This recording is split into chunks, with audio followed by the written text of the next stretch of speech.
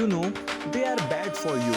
Your friends know it. Deep down, even you know it. So why does leaving them feel harder than quitting a drug? The answer isn't weaknesses. It's a psychological trap that B.F. Skinner discovered decades ago in a cage full of pigeons. Here is the pattern nobody tells you about. Healthy love is predictable. Kindness in, kindness out, your brain gets used to it and stop paying attention. Toxic love isn't different. It's warm, then cold, loving, then cruel, present, then gone. And that unpredictability isn't a bug.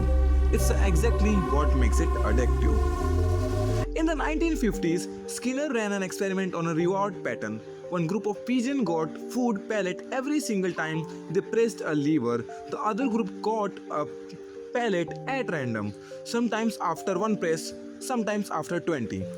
Guess which pigeon pressed the lever more and kept pressing long after the food stopped coming? The random group, every time. Skinner called it intermittent reinforcement, and it's the single most powerful pattern for creating compulsive behavior ever documented. Slot machines are built on it, so is this toxic love.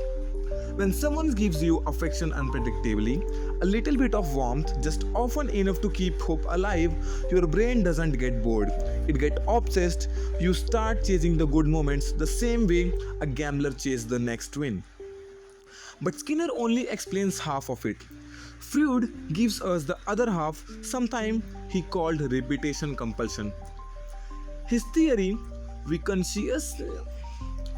unconsciously recreate the emotional pattern of our childhood, even the painful ones, because some part of us is trying to finally get it right.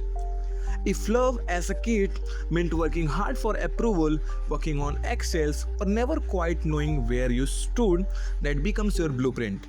Not because you enjoy pain, because it's feel familiar and familiar gets mistaken for love. So when toxic partner shows up with that same unpredictable warmth, your nervous system doesn't scream danger, it whispers home. This is why the breakup hits harder than a healthy relationship ever could. You are not just losing a person, you are losing a dopamine pattern your brain was trained to chase, and an old emotional wound that almost fell healed. That's why people go back, not because the relationship was good, but because the anticipation of it being good again is one of the strongest craving the brain can produce. So, how do you actually break a pattern this deep? First, name it. The moment you recognize intermittent and reinforcement in real time, its power over you start to weaken. You can't be unconsciously hooked by something you are consciously watching. Second, get boring on purpose.